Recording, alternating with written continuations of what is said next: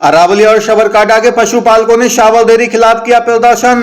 Aravalli shovel dairy द्वारा पशुपालकों को ऑडिट के बहाने बताए जा रहे हैं मूल्य वृद्धि को पीछे ढकेलने के बाद पशुपालक हिम्मतनगर साइबर डेयरी खाते पहुंचे। साबरकांठा और अरावली के 3 लाख पशु पालकों की जीवन रेखा शावल डेयरी ने ऑडिट का बहाना बनाकर जून के अंत में दी जाने वाली मूल्य वृद्धि को टाल दिया है। अरावली से राजेंद्र मकवाड़ा की रिपोर्ट।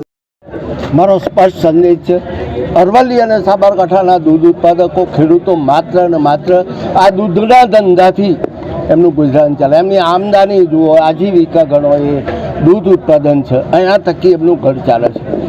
छेल्ला 4 दिवस अठवाडियामां मैं जोयुं छे के ईडरमां एक कुटुंब आखो कुटुंब आपघात करे छे। कारण मात्र आर्थिक तकलीफ। અત્યારે હાલ પણ એ જ પરિસ્થિતિ છે કે પૂરા ખેડૂતો આ ભાવ વધારાની રાહ જોઈને બેઠા છે કે એમનું બિયારણ, ખાતર, જંતુનાશક દવાઓ આમાંથી ભાવભેરમાંથી ખરીદવાની હોય છે। પણ બાળકોના શિક્ષણની વાત તો અલગ રહી। હવે તો બાળકોના શિક્ષણ માટે તો રાહ જોવી પડે કયો આરટીઈના કાયદા પગે લાગવું, એમને વિનંતી કરવી અને તો જ એડમિશન મળે ને એડમિશન એવું મળે કે એને જેને કહેવાય કે પેલા શું કહેવાય એવા થઈને ભીખ માગીને એમના શિક્ષણનો અધિકાર ભારત સરકાર અને રાજ્ય સરકાર ટેક્સ નામે પૈસા લે છે અને આમના બાળકોને ભણવા માટે આ તકલીફ વેઠવી પડતી હોય। મારું દૂધ વેચીને અમારે પૈસા લેવાના હોય તોય ભીખ માગવાની। આ રાજ્ય સરકારની માનસિકતા છે, ભારતીય જનતા પાર્ટીની માનસિકતા છે કે જેમના દૂધના પૈસા લેવા માટે પણ આંદોલન કરવું પડે, આવેદનપત્ર આપવું પડે, કલેક્ટર સાહેબને વિનંતી કરવી પડે। આ હાલત છે।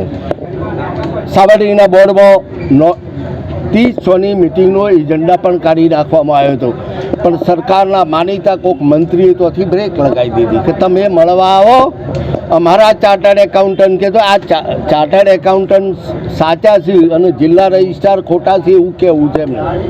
સ્પેશિયલ ઓડિટર ખોટા છે એમના ઉપર એમને વિશ્વાસ નથી એટલે મોમા માસીના મોકલ્યો છે અહીંયા કે તારે ઓડિટ કરવું ને પૈસા સાબરડેરીમાંથી લઈ લેવાના એટલે આ કમાણીનો સાધન ઊભો કર્યો છે।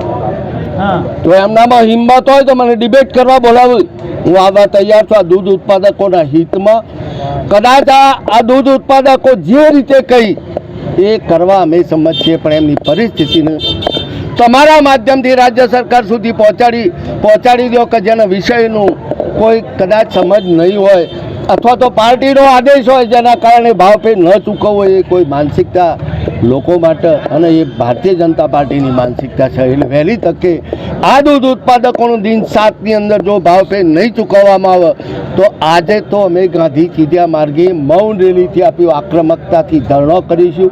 ના સરકારની જે માનસિકતા છે એને ઉજાગર કરીને વહેલી તકે આ બધા જે તે સાથે તૈયાર છે કે આ મૂળીઓ વહેલી તકે વખોડી નાખો।